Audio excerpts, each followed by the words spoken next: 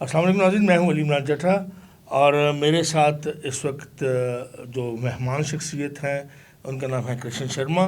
یہ آل پاکستان ہندو کونسل کے پریزیڈنٹ بھی ہیں اے ٹی بی پی کی طرف سے، جو مندر مینجمنٹ کمیٹی پورے پاکستان کے لیے بنائی گئی ہے اس کے ایک بڑے فعال رکن بھی ہیں، اور اراکین پارلیمنٹ جتنے ہیں ہمارے ہندوز بھائی جتنے بھی ہیں ان کے ایڈوائزر بھی ہیں اور ہیومن رائٹس کے ممبر بھی ہیں. کرشن شرما صاحب، ویلکم ٹو آور شو. سر بڑی مہربانی، شکریہ. سر کیسے ہیں آپ؟ خیریت سے ہیں؟ میں بالکل ٹھیک ٹھاک سے. بالکل سر، بجٹ آ گیا جی.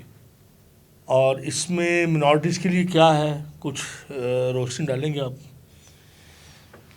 دیکھیے جی، جو پاکستان میں اس وقت مذہبی اقلیتیں رہتی ہیں ان کی آفیشیل تعداد کوئی 5 ملین ہے جی. لیکن جو اگر آپ تھوڑا سا، چونکہ آپ کے علم میں ہوگا، تھوڑا سا ڈیٹیل اگر تفصیل سے بتا غیر سرکاری طور پہ جو اس وقت ہماری نان مسلم پاپولیشن پاکستان میں ہے وہ کوئی 8 ملین ہے. اور اگر یہ پاکستانی کل آبادی کا حصہ ہم تصور کریں تو وہ 3.6 یا 7% بنتا ہے ٹوٹل آبادی کا. اس میں سب سے بڑی آبادی جو اقلیتوں میں ہے وہ ہندو ہے، اس کے بعد کرسچن ہیں، اس کے بعد ہمارے سکھ بھائی ہیں، اس کے بعد جو پارسی کمیونٹی ہے، بہائی ہیں.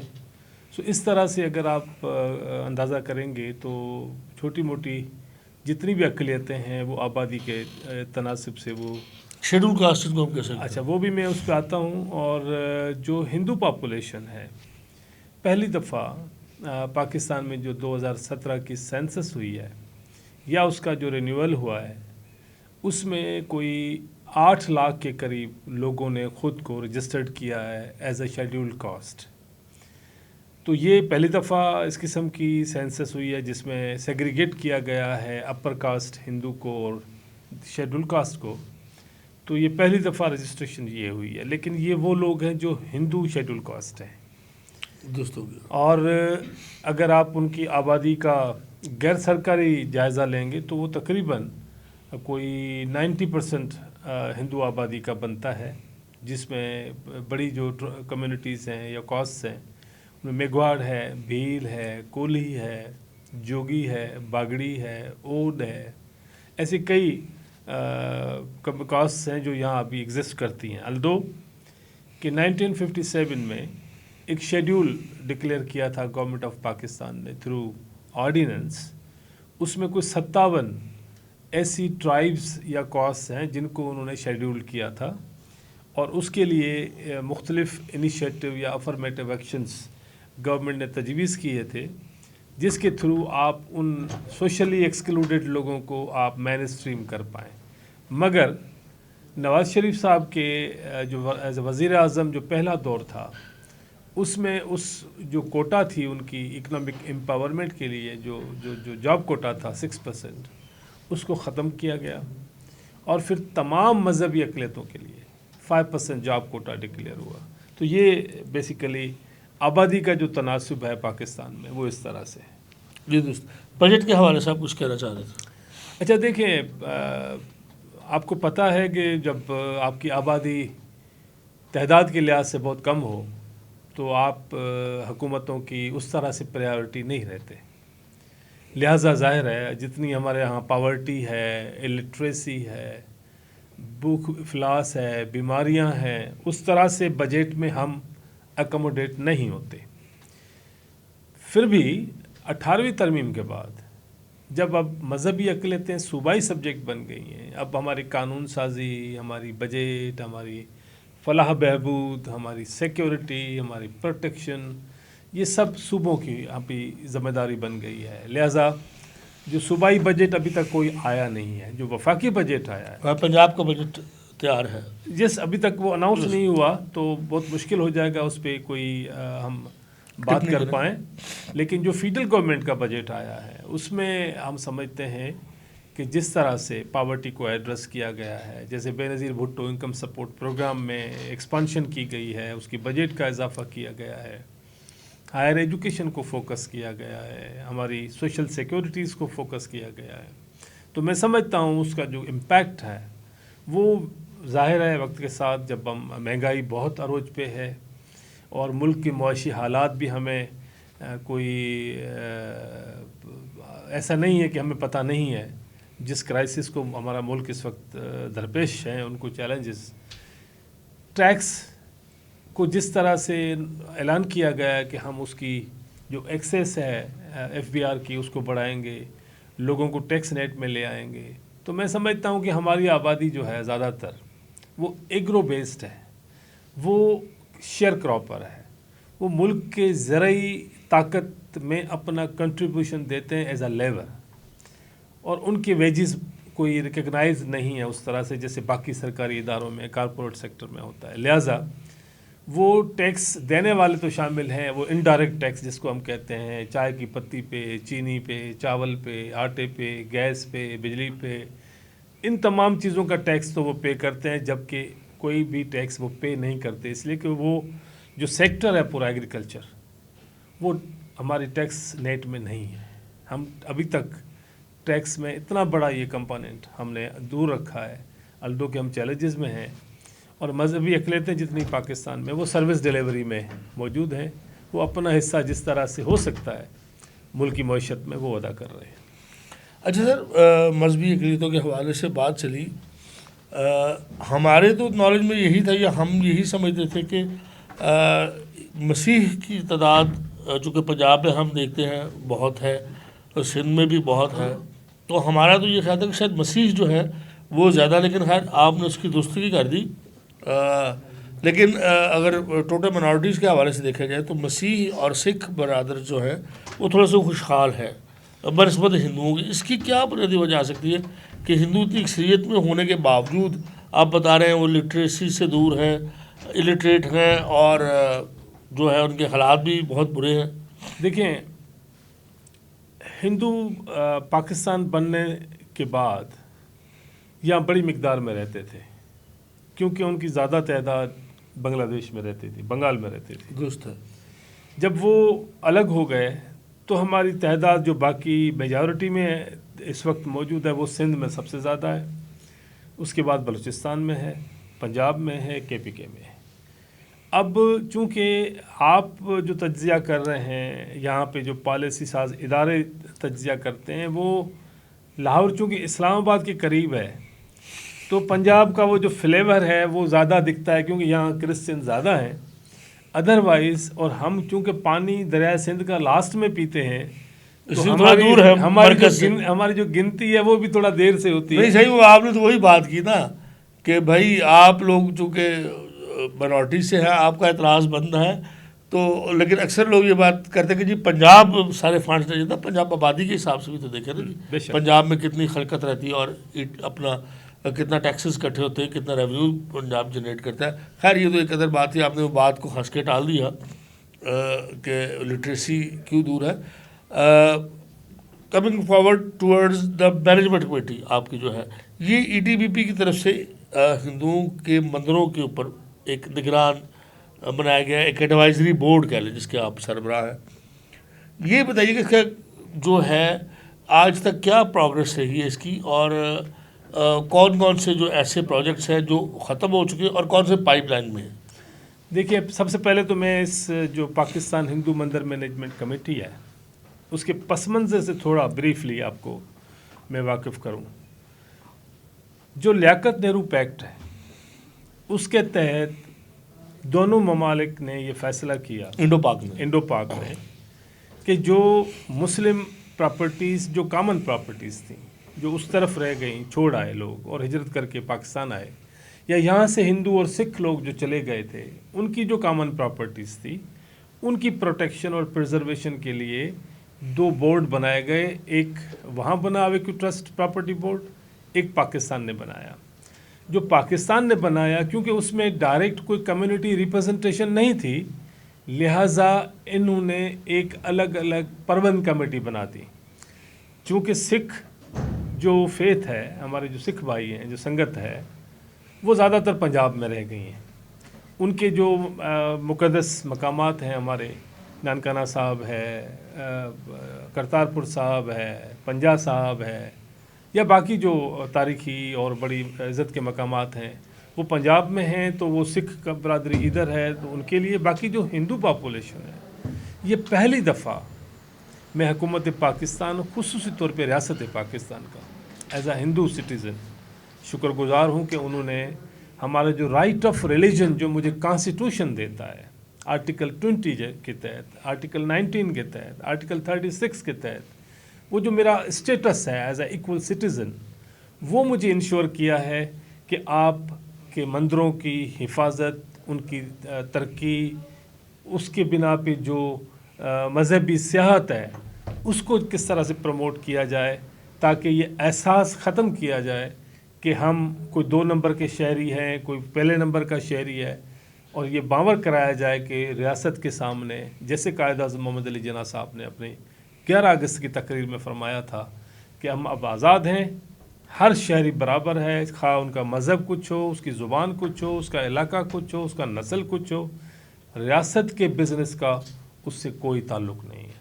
تو یہ ایک اچھی انیشیٹو تھا، جس سے میں سمجھتا ہوں کہ پاکستان میں رہنے والے ہندو کافی خوش بھی محسوس ہوئے، انہوں نے اپریشیٹ بھی کیا.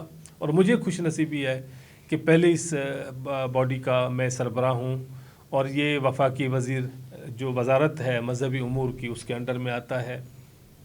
یہ بنی کب ہمارے یہ 2021 میں، یعنی 1947 سے لے کے 2021 تک جو تھی ریلیجس پراپرٹیز بورڈ جو ہے ETBP، جس کو ایکٹیو پراپرٹی بورڈ کہتے ہیں، اس نے ہندوؤں کی طرف توجہ نہیں دی گئی. اور 2021 میں پہلی دفعہ ایک فارمل کمیٹی بنائی جس کے یہ سربراہ ہے. اچھا جی، منصوبوں کے بارے میں ذرا ہمیں اب دیکھیں، ہم نے پہلے تو سب سے پہلے یہ کام کیا کہ پاکستان میں جتنے بھی مذہبی مقامات ہیں ان کو رجسٹرڈ کیا جائے، ان کو ایک ڈیٹا اکٹھی کی جائے جو اس سے پہلے نہیں ہوئی تھی. ہندوؤں کے مذہبی مقامات، ہندو جو شرائنز ہیں، ہندو جو مذہبی مقامات ہیں، وہ چاہے ایویکیو ٹرسٹ پراپرٹی بورڈ کے انڈر آتے ہیں یا نہیں آتے، کیونکہ یہ کمیٹی پاکستان میں ہر ایک مندر کی پروٹیکشن کی ذمہ دار ہے، اس کی دیکھ بھال کرنے کے لیے ذمہ داری ہے ہمارے پاس. ہم ایویکیو ٹرسٹ کے مندروں تک فکس نہیں ہیں، لہٰذا ہمیں پوری ڈیٹا پورے ملک سے جہاں جہاں وہ مندر ہیں، جہاں پہ کوئی آبادی ہے کوئی نہیں ہے، اس کے لیے ہم لوگوں نے ابھی پہلے فیز میں ہم نے ان کی جو جیو ٹیگنگ ہے، جو اس کی نشاندہی ہے، وہ کی ہے. اس کے بعد ہم نے صوبائی حکومتوں کے ساتھ، چونکہ اب یہ صوبائی سبجیکٹ ہے، تو جو سیکیورٹی میکینزم ہے، جو ویلفیئر میکینزم ہے ہندو مینارٹی کا، وہ ہمیں صوبائی حکومتوں کے ساتھ مل کے کرنا ہے. اب مجھے خوشی ہے کہ موجودہ صوبائی حکومتوں بھی، خاص طور پہ پیپلز پارٹی کی سندھ میں حکومت ہے، اور مسلم لیگ نواز کی پنجاب میں حکومت ہے، اور اب پاکستان تحریک انصاف کی پشاور میں ہے، خیبر پختونخوا میں، یا بلوچستان میں جو حکومت ہے، ان کا بڑا اچھا کریج ہے اور بڑا اسپیس ہے ہمارا. انہوں نے ہمیشہ ہمارے معاملات کو اولویت کی بنا پہ دیکھا ہے. تو ہم سمجھتے ہیں کہ یہ جو آنے والے 4-5 سال کا ٹائم ہے، ہمارا ٹینیور شاید ختم ہو جائے، لیکن ہم ایک ایسے انیشیٹو شروع کر کے جا رہے ہیں جس میں ہم سمجھتے ہیں کہ مذہبی مقامات پہ موب اٹیکس، کوئی شرارتیں اس قسم کی سماجوں میں، معاشروں میں ہوتی ہیں، اس کو روکنے کے لیے ایک ہم میکینزم بنا کے جا رہے ہیں. دوسری بات اور تیسری بات یہ ہے کہ ہم اب 100 شاگرد، جو شاگرد شیڈول کاسٹ سے ہوں، بچیاں ہوں، نیڈ بیسڈ ان کی اسکالرشپ ہم دلانا شروع کر رہے ہیں. 1 سال کا تو ہو گیا ہے، ابھی نیکسٹ ایئر کا ہو رہا ہے. ایویکیو ٹرسٹ پراپرٹی بورڈ دے رہا ہے 10,000 روپے مہینہ. یہ گورنمنٹ آف پاکستان سے علیحدہ ہے؟ یہ الگ ہے، یہ الگ ہے. گورنمنٹ آف پاکستان کا مائنارٹی فنڈ الگ ہے. اس کے علاوہ ہم 5% جاب کوٹا پہ، اس کی امپلیمنٹ کرنے پہ ہم لوگ کام کر رہے ہیں. ہم یہ بھی کام کر رہے ہیں کہ جو پاکستان بننے سے لے کے آج تک کوئی شادی کا قانون نہیں تھا، ان کی رجسٹریشن نہیں ہوتی تھی، ہندو میرج ایکٹ نہیں ہوتی تھی، وہ ابھی ہم مختلف اداروں کے ساتھ مل کے ایک لابنگ کر رہے ہیں، ایک کیمپین کر رہے ہیں 4 صوبوں میں، وفاق میں، کہ وہ بل جو بن گیا ہے اب اس میں شادیاں رجسٹرڈ ہوں تاکہ شادی کے بانڈ کو ہم مضبوط کر سکیں. اس کے بعد جاب کوٹا کی جب ہم بات کرتے ہیں تو سپلائی کو دیکھتے ہیں تو ہمارے ہاں الٹریسی بہت زیادہ ہے. لوگ دور دراز علاقوں میں رہتے ہیں, ان کی کوالٹی ایجوکیشن ایشو ہے. لہٰذا ہم یونیورسٹیوں سے بات کر رہے ہیں کہ ان بچوں کے لیے کوئی 2% کم از کم آپ ایجوکیشن کوٹا بھی رکھیں تاکہ وہ بچے میں نے دیکھے جی پنجاب میں بچے جو ہیں سندھ سے تھرپارکر سے پڑھ رہے ہیں, پڑھ رہے ہیں, بالکل پڑھ رہے ہیں پنجاب میں پڑھ رہے ہیں ماشاء اللہ. جو آخری بات میں کرنا چاہتا ہوں, ہمارا جو بنیادی اہم کام ہے وہ ہے ریلیجس ٹورزم کو پروموٹ کرنا. پاکستان بہت خوبصورت جگہ ہے دنیا میں, جہاں صحرا ہیں, پہاڑ ہیں, سمندر ہیں, پیار کرنے والے لوگ ہیں, مہمان نواز کرنے والے گاؤں ہیں, بہت میٹھی میٹھی زبانیں بولی جاتی ہیں.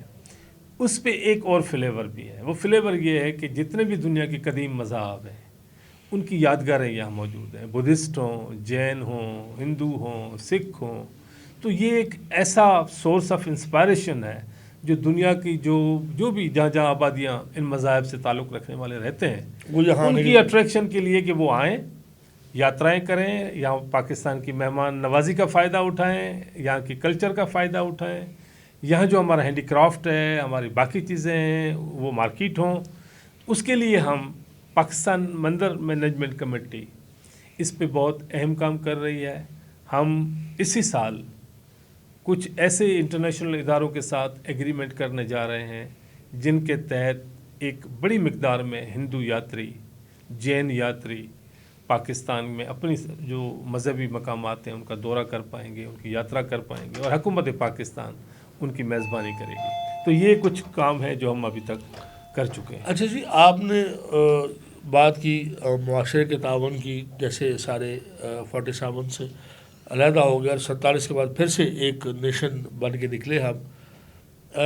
تو یہ بتائیے کہ اس وقت جو ہندو ہیں ہمارے ناظرین کو یہ بتا دیجیے وہ کس کس شعبے میں جو ہے وہ سرو کر رہے ہیں ملک کو. کوئی 2-4 جو ہے بڑے جو ہمارے, جیسے آپ جرنلزم میں ایک آئیکن کی حیثیت رکھتے ہیں, اس طرح سے جو اور دوست ہیں جو ڈاکٹرز ہیں, پروفیسرز ہیں, جیسے ڈاکٹر مپال سنگھ کو ابھی ملا, کلیان سنگھ کلیان ہے ہمارے, ڈاکٹر کلیان سنگھ کلیان پنجابی کے P H D professor. So similarly جو میں دیکھ رہا ہوں کہ ان لوگوں نے موٹیویٹ کر کے ایجوکیشن کو بڑھایا اپنی کمیونٹی میں. تو کوئی ایسے ہیں آپ کے پاس درخشاں ستارے جن کو آپ کہہ سکیں کہ ان کو ستارہ پاکستان ملا ہے؟ سردار شام سنگھ واز دیئر بیفور, سب کو ان کو سردار شام سنگھ صاحب کو ملا. تو ایسے اب دیکھیں بچے یا بچیاں کوئی ایسی ہیں جو مستقبل میں آپ کہہ سکیں کہ چلو ماضی نہیں تو حال میں ہی یا مستقبل میں؟ پاکستان کے بننے کے بعد بہت سے ایسے لوگ ہیں, بہت سے ایسے کردار ہیں جنہوں نے مختلف شعبات جات میں بہت اہم کردار ادا کیا ہے. Rana Bhagwan Das, he was chief justice of Pakistan, and very اگر ایمانداری کی بات کی جائے, اپنے وزڈم کی بات کی جائے, کنڈکٹ کی بات کی جائے تو وہ ایک مثال ہے ہمارے ہاں. بے شک. اس کے علاوہ سندھ میں آپ کو اعلیٰ درجے کے ڈاکٹرز, انجینئرز جو ہندو کمیونٹی سے ہیں. Very good. سول سروسز میں تھرپارکر میں سے تعلق رکھنے والا ایک بندہ ابھی ڈپٹی کمشنر ٹنڈو محمد خان ہے. پاکستان کی تاریخ کا پہلا ہندو ڈپٹی کمشنر ہے جس کا نام ہے دھرمو مل. بہت. ہماری بیٹی ابھی لاہور میں ASP ہے, وہ اس کا تعلق بھی تھرپارکر سے ہے. تو پولیس سروسز سے لے کے ہمارے دوستوں کو بتاتے جائیں گے ذرا نام بھی ان کا. تو نام شاید میں صحیح طریقے سے نہ لے پاؤں, لیکن وہ ابھی بھی یہاں CSS کرنے کے بعد لاہور میں ASP ہیں, تعینات ہیں. اس کے علاوہ پاک فوج میں آپ کو یہ بھی پتہ ہے کہ ریسنٹلی ہماری ایک کرسچن بہن کو بریگیڈیئر کی حیثیت سے اس کو پروموٹ کیا گیا ہے. میرے جاننے والے کرنل جو اس میں جو لوگ ہیں, کرنل ڈاکٹر کیلاش ہے, میجر رمیش ہے, اور ایئر کمانڈر سنیل کمار راجپوت ہے. ایسے کئی لوگ ہیں جن کے میں بتا سکتا ہوں, ہزاروں کی تعداد میں ہمارے ہندو لوگ اس وقت پاک فوج کا حصہ ہیں, اور اپنے دوستوں کے ساتھ, اپنے مسلمان بھائیوں کے ساتھ اپنے وطن کی دفاع کے لیے. بلکہ ایک تو ہمارا ہندو بھائی شہید بھی ہوا تھا جی اس کا بھی تذکرہ وہ میرے گاؤں کا بچہ تھا جو جنگ کے دوران شہید ہو گیا، اور وہ ابھی پہلا ہندو شہید ہے پاکستانی فوج کا. تو یہ کم از کم میں کہہ سکتا ہوں کہ ہندو جو پاکستان میں ہیں وہ صرف اہل وطن نہیں ہیں، بازوئے وطن بھی ہیں. بہت. اور ہم اپنے ملک کی ترقی کے لیے اپنے حصے کا کام کر رہے ہیں، اور ہمیں امید ہے کہ پاکستان ایک امن کا گہوارہ بننا ہے، اور جو اس کے خلاف شرارتیں اور تبلیغ ہو رہی ہے ہم اس کو کاؤنٹر کرنے کے لیے اپنے اپنے حصہ ڈال رہے ہیں. اور جو ہمارے نام پہ اڑوس پڑوس میں جس طرح سے پاکستان کو پیش کیا جا رہا ہے، میں ایک پاکستانی ہندو ہوں اور فخر سے کہہ سکتا ہوں کہ میں اپنے ملک میں زیادہ محفوظ ہوں اور باعزت طریقے سے اپنی زندگی گزار رہا ہوں اپنے بچوں کے ساتھ، اور میرے بچے ترقی کی ان راہوں پہ شامل ہیں جہاں باقی اکثریت کے بچے اس وقت ترقی کر رہے ہیں. دوستو، یہ کرشن شرما صاحب نے بہت بڑی بات کی ہے کہ اکثریت اور اقلیت ریاست کے نزدیک نہیں ہوتے. ریاست ماں ہوتی ہے، اور ماں کے دونوں بچے چاہے بڑا ہو چاہے چھوٹا ہو ایک جیسے ہوتے ہیں. اور قائد اعظم محمد علی جناح کے فرمان کے مطابق کہ کوئی کسی مقدم سے تعلق رکھتا ہو، ریاست کا اس کے ساتھ کوئی لین دین نہیں. حکومت جو ہے ان کو فیسیلیٹیٹ کرنے پر جو ہے وہ پروگریس دکھا رہی ہے.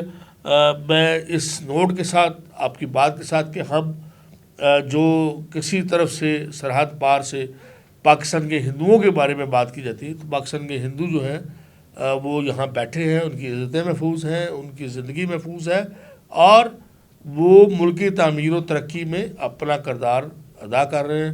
آپ کا بہت شکریہ جی. Thank you sir. ناظرین تھینک یو. اجازت دیجیے. خدا حافظ.